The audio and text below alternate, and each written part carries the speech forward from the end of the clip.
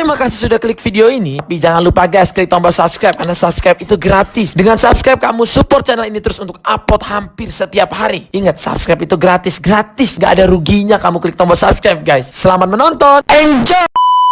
Bodoh amat.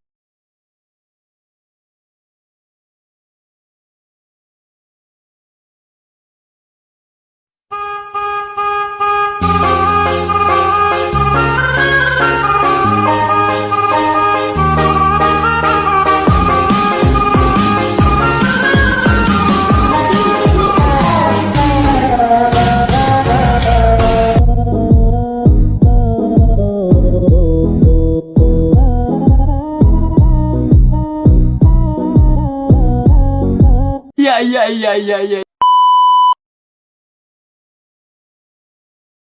Pasar persaingan sempurna adalah model pasar yang paling klasik dan paling sering digunakan dalam analisis ilmu ekonomi. Model ini telah dianggap sebagai teori dan secara luas digunakan untuk meramalkan keadaan ekonomi.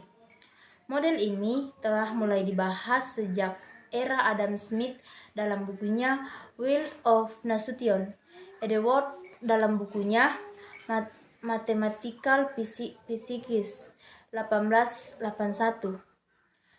Merupakan orang pertama yang mencoba menentukan definisi persaingan sempurna secara sistematis dan jelas. Kemudian, konsep persaingan sempurna ini mendapatkan definisi yang lengkap dalam buku Riggs,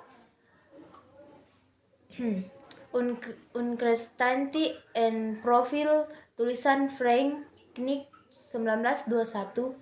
Kadangkala struktur pasar ini dibedakan antara istilah persaingan murni dengan persaingan sempurna. Murni adalah kurang sempurna ketimbang sempurna. Edward H.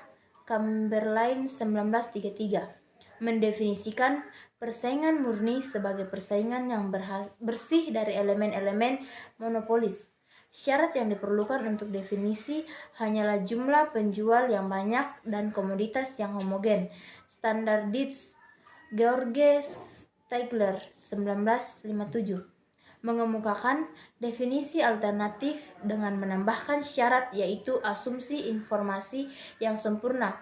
Namun demikian, orang yang bisa saja memperdebatkan bahwa informasi yang sempurna tentang harga lebih murah diperoleh dalam pasar monopoli ketimbang pasar yang terdiri dari banyak penjual.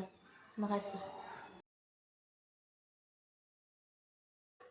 Adapun ciri-ciri pasar persaingan sempurna adalah yang pertama, banyak pembeli atau perusahaan dalam pasar karena jumlah perusahaan sangat banyak dan relatif kecil jika dibandingkan dengan jumlah produksi dalam industri tersebut, menyebabkan kenaikan atau penurunan harga sedikit pun tidak mempengaruhi harga yang berlaku dalam pasar tersebut. Kedua, penjual dan pembeli tidak mampu menentukan harga, karena demikian banyaknya perusahaan atau penjual dan pembeli yang terdapat di dalam pasar. Maka keduanya tidak dapat menentukan atau merubah harga pasar.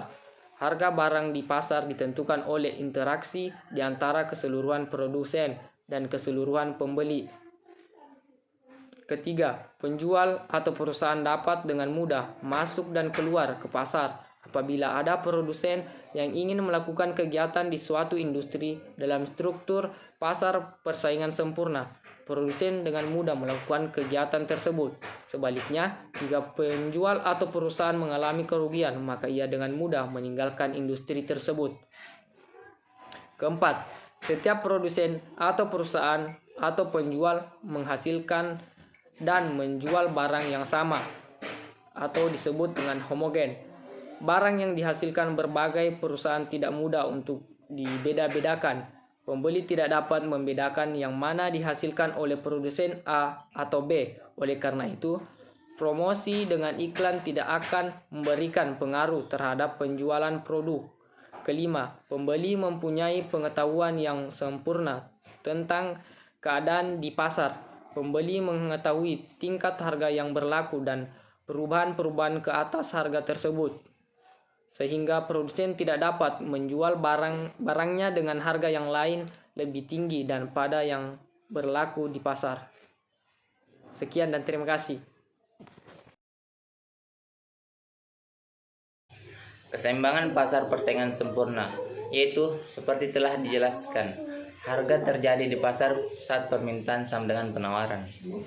Dengan pemahaman seperti itu, produksi dan pertukaran akan terjadi apabila pada tingkat harga tertentu kuantitas permintaan sama dengan kuantitas penawaran. Tingkat harga tertentu tersebut dikenal sebagai keseimbangan, sedangkan kuantitas permintaan dan kuantitas penawaran yang sesuai dengan harga tersebut disebut kuantitas keseimbangan. Kalau begitu, keseimbangan kuantitas terjadi apabila pada harga keseimbangan jumlah permintaan sama dengan jumlah penawaran. Ataupun dengan perkataan lain, harga keseimbangan yang diperoleh pada saat kuantitas permintaan sama dengan kuantitas penawaran. Keseimbangan adalah suatu titik kondisi di mana variabel yang ada di dalam model cenderung tidak berubah. Oleh karena itu, keseimbangan menunjukkan suatu titik kondisi yang statis.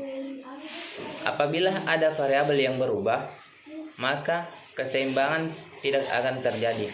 Kondisi di mana keseimbangan tidak dipenuhi, di situ terjadi apa yang disebut dengan ketidakseimbangan. Misalnya, apabila jumlah permintaan lebih besar daripada jumlah penawaran, maka tidak akan terjadi baik keseimbangan harga maupun keseimbangan kuantitas. Dinamis atau yang menunjukkan adanya perubahan. Kapankah keseimbangan tidak dicapai? Keseimbangan tidak tercapai apabila salah satu atau kedua variabel berubah. Apabila terjadi perubahan asumsi, baik pada permintaan atau pada sisi penawaran atau pada kedua-duanya. Contoh pasar persaingan sempurna.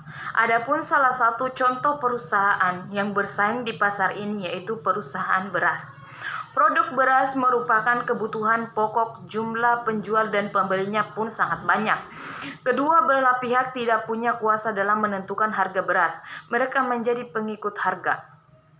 Beras merupakan produk homogen dan setiap pembeli maupun penjual memiliki informasi lengkap dan sama tentang beras. Perusahaan yang memproduksi beras harus bersaing dengan banyaknya perusahaan beras lainnya yang memiliki produk sama. Kontribusi perusahaan yang satu terhadap produksi beras secara keseluruhan hanyalah bagian kecil dari jumlah produksi yang sangat besar. Kebaikan dan keburukan pasar persaingan sempurna. Dalam pasar persaingan sempurna, harga menjadi indikator bagi kinerja perusahaan.